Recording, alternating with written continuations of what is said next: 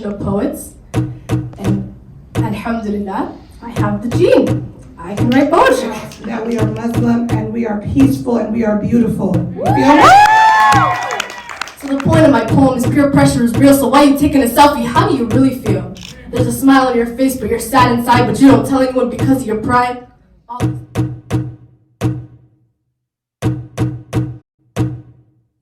A proud mother of 6. Number 1 priority. She puts that. Proud mother of 6. Yes, take it up. She is a playwright for 10 years.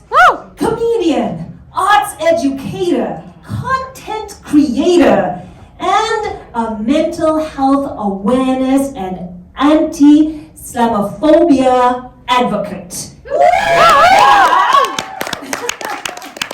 Yes. Habiba puts on incredible, amazing events throughout the city. Just recently, a sold-out performance about 2 weeks ago? Yes, 2 weeks ago. Events in the community called Tea and Talk. And she has an upcoming show on March 18th. Plug it in, plug it in. Right? Add her on your Instagram at It's Not Easy. Easy spelled with a triple S. Bringing in that yes. S. Easy. It's not easy. Triple S. Y. Ladies and gentlemen, humans, please give a big round of applause for Habiba Ali.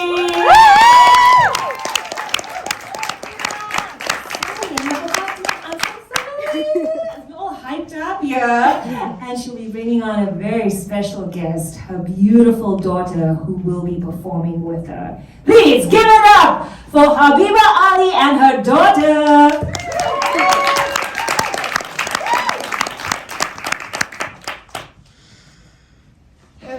Hello everyone.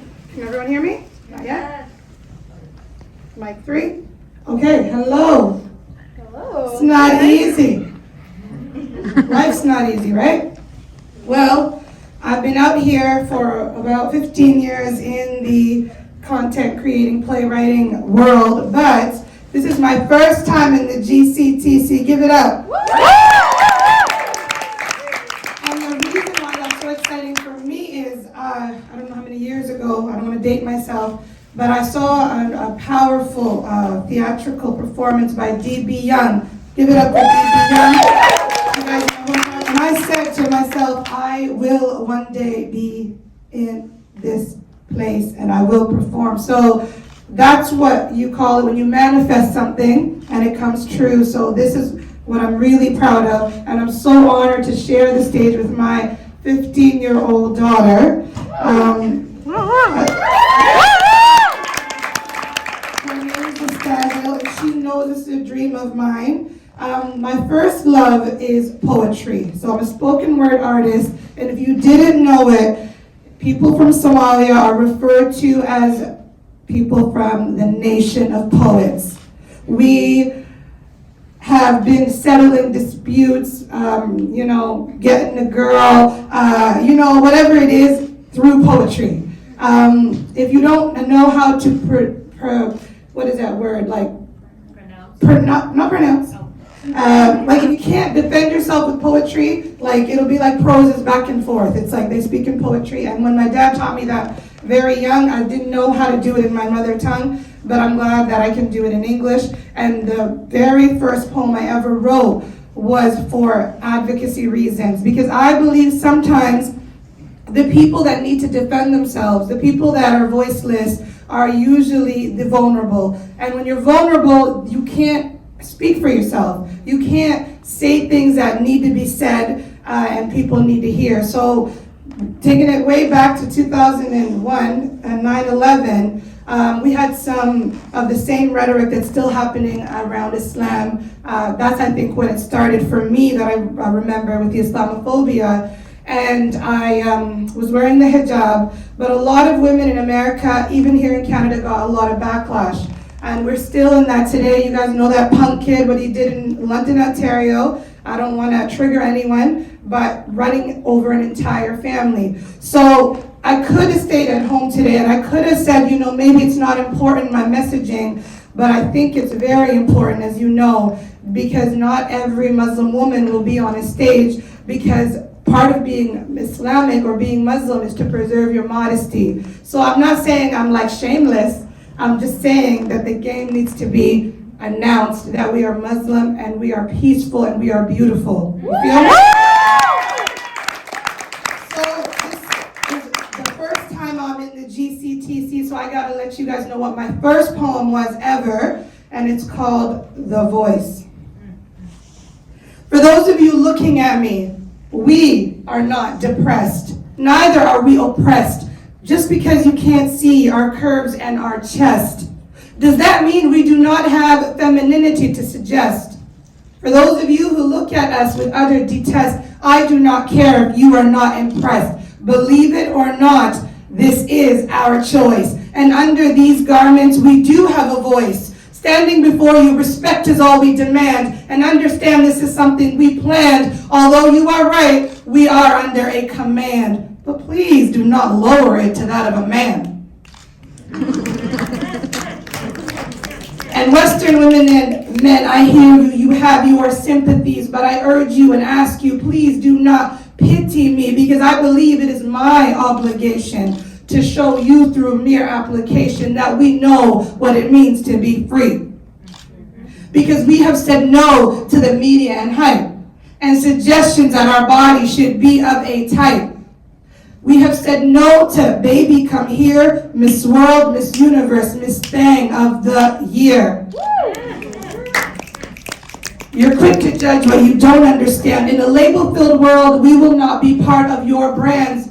But those of you of rotten minds call it freedom of the female species, yet we're exploited whenever and wherever they please. You'll never find me in a swimming suit and then for a camera to pose. No, I'm the girl in this hijab, more beautiful than a rose. Don't be shocked by my confidence, or did you prejudge that too?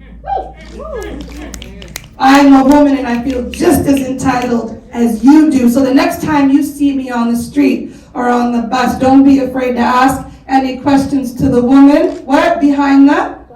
Black mask. Miseducation is not needed in mankind. Let's get rid of it and choose to live in sight than rather be blind. And remember, like I said, believe it or not, this is my choice. And under these garments, we do have a voice.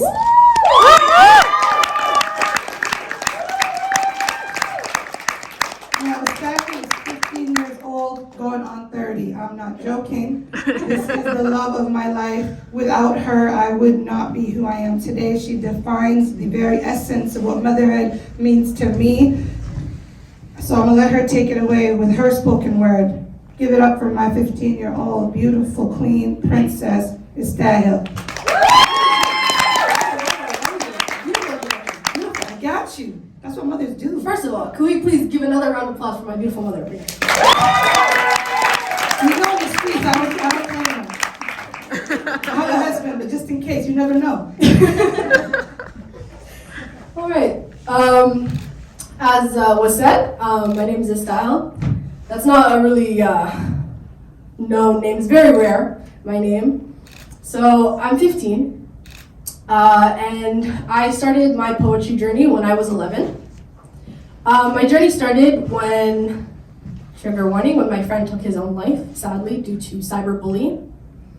And when he took his own life, there was so much emotions that I couldn't handle. There were so much things in my heart, in my soul. It shook my soul, and it was one thing is my mom here, she tried to explain it to me. And nowadays with this generation, this topic is talked about normally, like they normalized it, you know what I'm saying? So when she tried to explain it to me, she tried to use the best of words, not to hurt me, but I already knew what it was about, sadly. And so one thing she told me was, I could try writing. So that could be an outlet for me. So one thing is, she also said, we're from the nation of poets.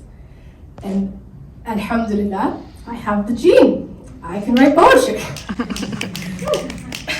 So this was my first poem. It's called Child's Play.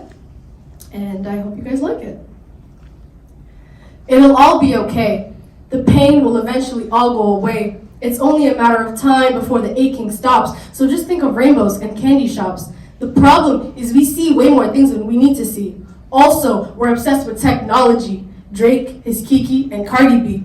I don't look my age. A boy once told me I look 17. I told him I was 11. That was a few years ago. But I like fall and all its leaves. You know, cake, candy, and watching Naruto. Where did the simplicity of being a child go? I even stopped making angels in the snow. I don't wear snow pants because it's not cool anymore, but it's still cold out there, my legs still become sore. So the point of my poem is peer pressure is real, so why are you taking a selfie? How do you really feel? There's a smile on your face, but you're sad inside, but you don't tell anyone because of your pride. All these things will be alright someday. I suggest we all go back to child's play. It'll all be okay.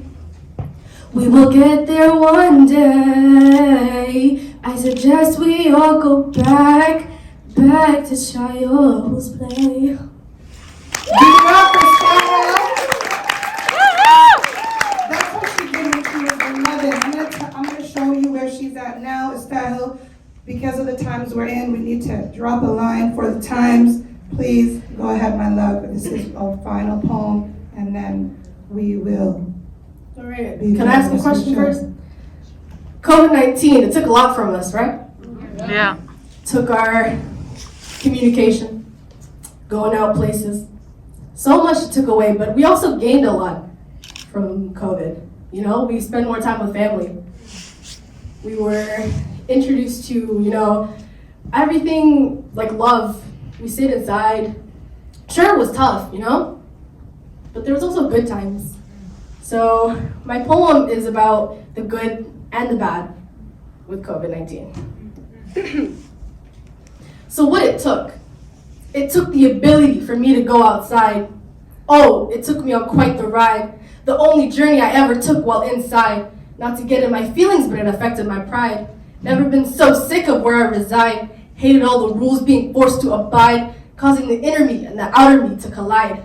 Anxiety. Sorry. The helplessness started to arise. Anxiety and frustration, much to my surprise. Only then did I realize what COVID-19 actually took. Sorry, guys. It took the strength within me to stay afloat. Patience so deep, you can call me the GOAT. Greatest of all time, not to be such a gloat. But this pandemic was really rocking my boat. Feeling like a storm was coming, but on another note, I would smile in the face of my family so they couldn't see what I really wrote. Use the depths of my pen. Who am I kidding? I use my iPhone notes. My mom said it's therapeutic to write lines upon lines, so that was my new play. It took everything in me. I knew I had to fight the depressive feelings and look for my light, because darkness won't dwell where it's bright. It's like an oxymoron, sweet and sour. I was forced to check minute by minute, hour to hour. It took everything in me not to remain sour, because how could I let a pandemic take all my power? They tried to break it, they tried to take it, I had to fake it, but then I realized that I did make it. So it's not what COVID-19 took from me, but realizing what it took within me to still be here. Thank you.